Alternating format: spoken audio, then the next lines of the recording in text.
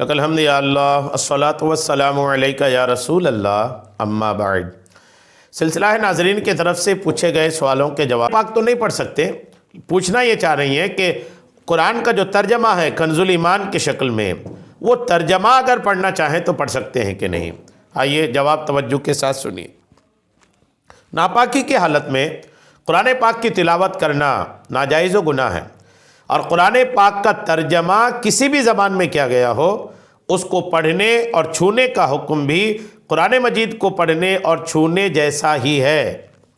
لہٰذا اس صورت میں ان خاص دنوں میں کسی بھی طالبہ کا، کسی عالمہ کا قرآن پاک یا کسی عام خاتون کا قرآن پاک فقط ترجمہ پڑھنا بھی حرام ہے، خواہ اس ترجمے کو فقط یاد کرنے ہی کی غرض سے پڑھا جائے کہ اس سے مسئلے پر کوئی فرق نہیں پڑے گا۔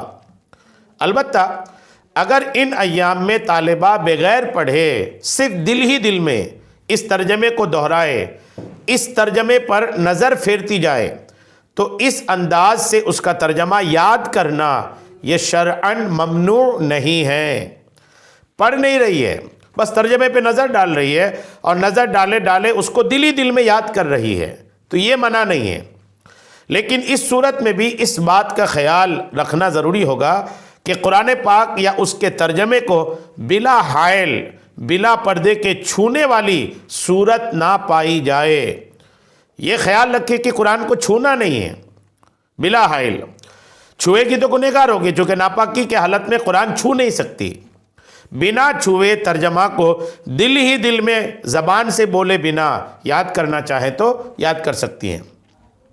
چنانچہ تنویر الابصار میں ہے کہ حیض و نفاس کی حالت میں قصداً قرآن کی قرأت کرنا حرام ہے، یوں ہی اسے چھونا بھی حرام ہے، اور اصح قول کے مطابق خواہ وہ قرآن عربی کے علاوہ دوسری کسی زبان ہی میں کیوں نہ لکھا گیا ہو تب بھی حرام ہے۔ تنویر الابصار جلد 1 صفحہ 535۔ اور نہر الفائق میں ہے کہ حیض و نفاس کی حالت میں اسی طرح قرآن کو چھونے سے بھی منع کیا جائے گا، اگرچہ وہ قرآن عربی کے علاوہ کسی دوسری زبان میں ہو، دوسری زبان میں لکھا گیا ہو۔ یہ اجماعی مسئلہ ہے اور یہی صحیح ہے۔ جی ہاں، اور فتاوی رضویہ میں اعلیٰ حضرت امام اہل سنت فرماتے ہیں ترجمہ کا چھونا خود ہی ممنوع ہے، اگرچہ قرآن مجید سے جدا لکھا ہو۔ اعلیٰ حضرت نے ایک بات اور مزید ارشاد فرمائی کہ اگر کہیں پر صرف قرآن کا ترجمہ ہی لکھا ہے، عربی کے الفاظ نہیں ہیں، صرف ترجمہ کہیں پر لکھا ہے، اس ترجمے کو بھی جنابت کی حالت میں خواتین نہیں پڑھ سکتی۔ فتاوی رضویہ جلد 1 کے صفحہ نمبر 1074۔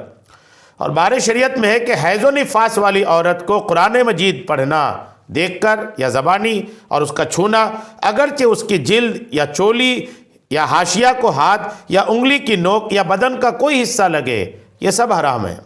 بار شریعت جلد 1 صفحہ 379۔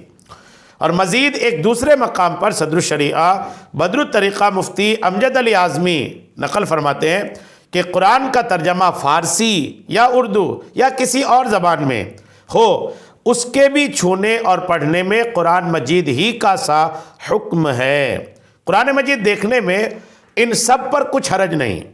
جنابت کی حالت میں قرآن مجید کا ترجمہ دیکھ سکتے ہیں، قرآن پاک بھی دیکھ سکتے ہیں، اگرچہ حروف پر نظر پڑے اور الفاظ سمجھ میں بھی آئیں اور خیال میں پڑھتے جائیں تب بھی کوئی حرج نہیں، زبان چلانے کی اجازت نہیں ہے۔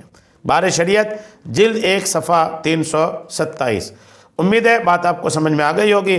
اللہ کریم ہم سب کو شریعت کے تمام مسائل سیکھنے، سمجھنے اور اس پر عمل کی توفیق عطا فرمائے۔ آمین بجاہ النبی الامین صلی اللہ تعالی علیہ وسلم۔